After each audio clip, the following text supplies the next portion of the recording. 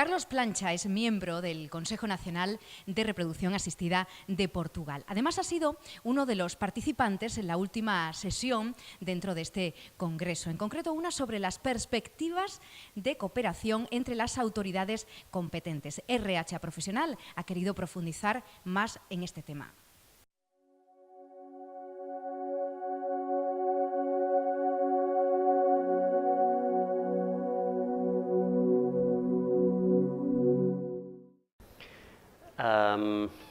Well, I think both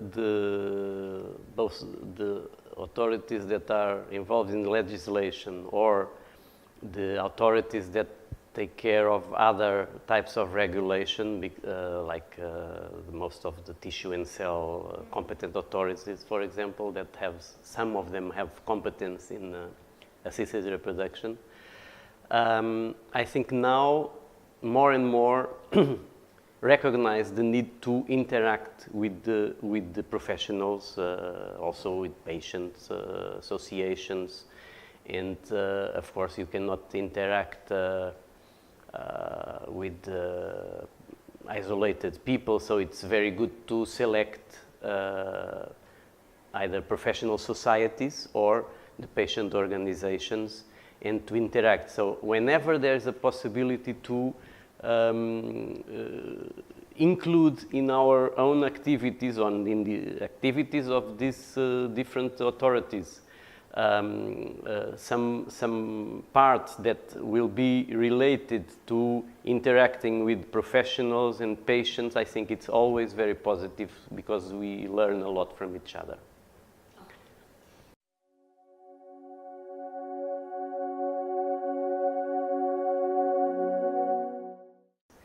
Yeah, so Arctic's joint action is an action that in fact is already finished, but it was financed by the European Commission, and several competent authorities in different member states were together in order to first appreciate the diversity of the situation among different countries, and then build some recommendations, guidelines regarding different aspects in this field of assisted reproduction, particularly the inspections, so organization of inspections, how should you find the inspectors and train them and instruct them into the specificities of the field they are going to inspect. And so Arctic produced a series of documents that are now online on the Arctic's website that can be downloaded, and today in the session in ESHRE we heard that ESHRE as society is also willing to help in the spreading of these types of conclusions regarding these documents. Also, Arctic's provided with actual training sessions for inspectors. So this is one side. The other side was also guidelines regarding the competent authorities themselves. So this is another level, because many times these inspectorates can be like parallel or under the umbrella of the more general competent authority, and many countries either still don't have a specific competent authority on ART, or they have very different organizations in their own country. And so we tried to first, again, to try to see how it was the situation in the several countries, and then again produce some recommendations on what should be the missions that a competent authority on the team of tissues and cells, and particularly on the ART field, should devote to. And so and the idea is that of course this requires a lot of input and investment into these authorities, but we think that these authorities should go beyond limiting themselves to the task of licensing and inspecting, and try to address many other issues such as ethical issues, having position in several of the let's say, more debatable situations that will be many times different from country to country, and also be attentive to all innovative procedures that may come out and may start to be utilized, and how this could be allowed, so with the aim, simultaneous aim, on one side not to inhibit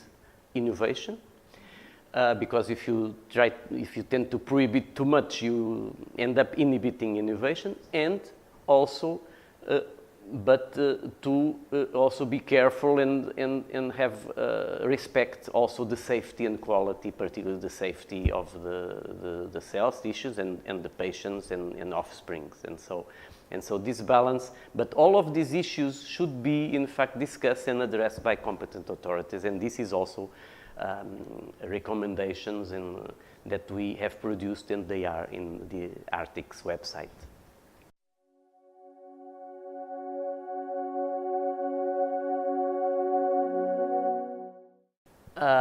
Well, we in the joint action, we received the inputs from several competent authorities to produce a guideline that would be helpful to would help situations where, for example, there are still no competent authority in the field, or there is some limitations towards let's say the field that this competent authority is devoted to. So we try to produce a more general guidelines. But in fact, of course, the policy definition,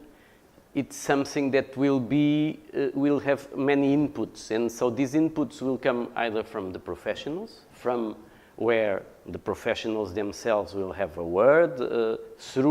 namely through their own societies at the national level,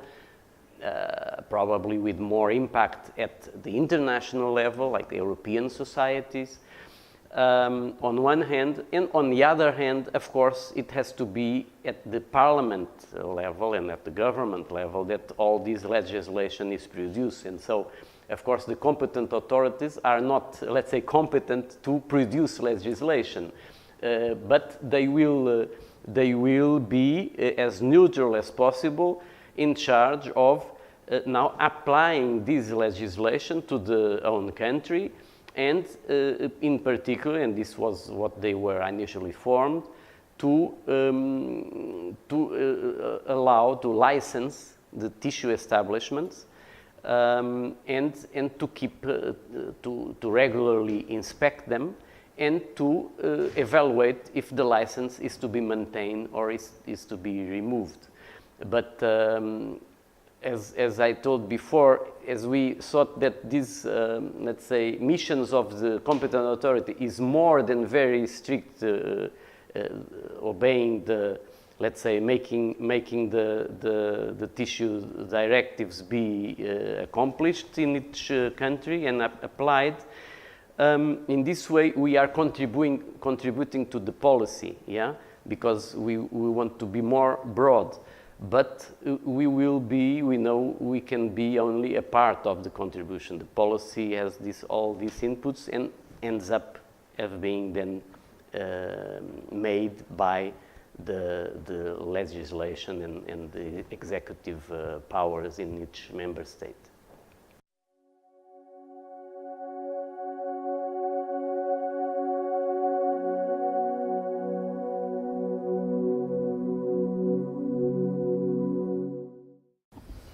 Yeah, I think it's very clear that it was they were initially the mother directive, and then the different subsequent directives were on tissue and cells were originally thought for the field of transplantation, and of course this was broadened up in a way to include also the specific field of assisted reproduction, but this was not done completely in terms of, for example, the nomenclature sometimes does not apply to the one of our field. And so we, since the very beginning, we tried to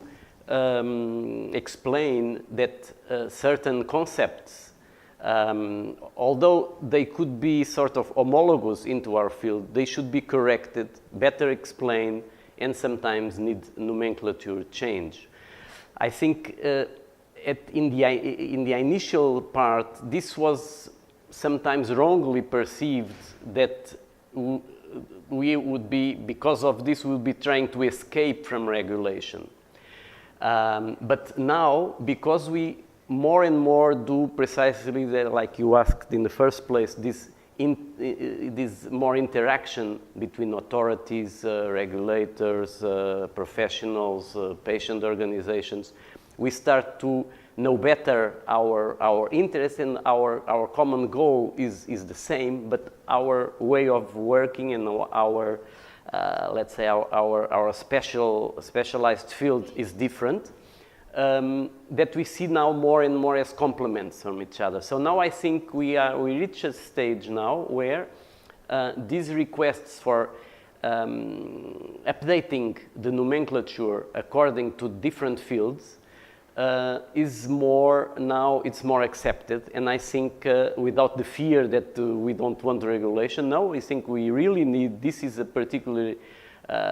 field in medicine, like all the others, but particularly this one, where because of very rapid scientific innovation and because of very sensitive societal consequences, it's very sensitive, and so really needs regulation very clear. And so I think now it's a good timing, I would say, to be able to, on one hand, correct these wrong nomenclatures and maintain all the umbrella of regulation also in this field.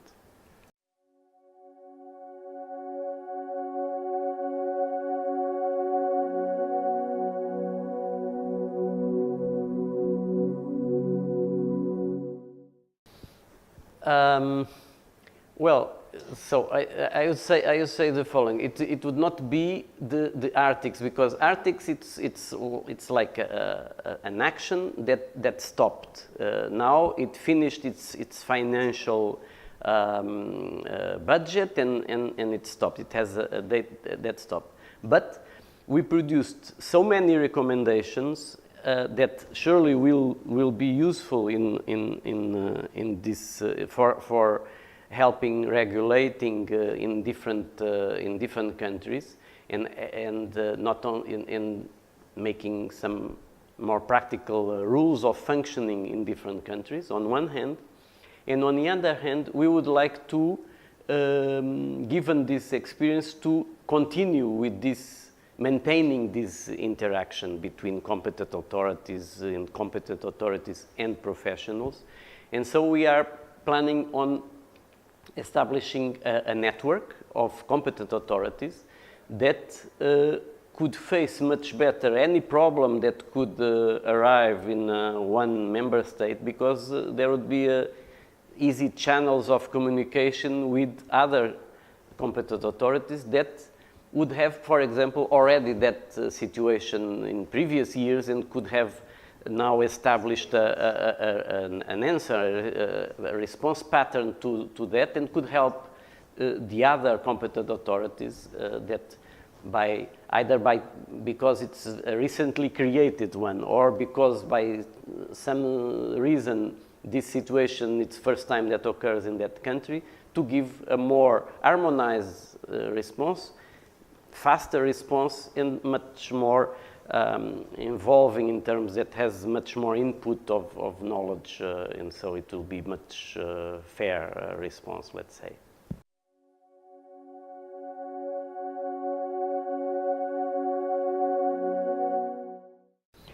Yeah, I think it's a very, very good experience that we have. This, of course, this is even before the Arctic's joint action. It was when we started to form the teams, and it was decided precisely because we realized that the inspectors that were present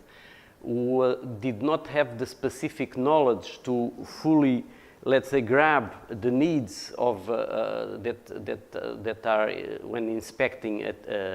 an art center. That the authority, the CNPMA, which is the national authority in Portugal on ART, decided that besides the inspectors, there would be a body of experts that would be part of the inspector team. And this body of experts would have always one clinician and one embryologist, because it was very clear and very to the authority that these art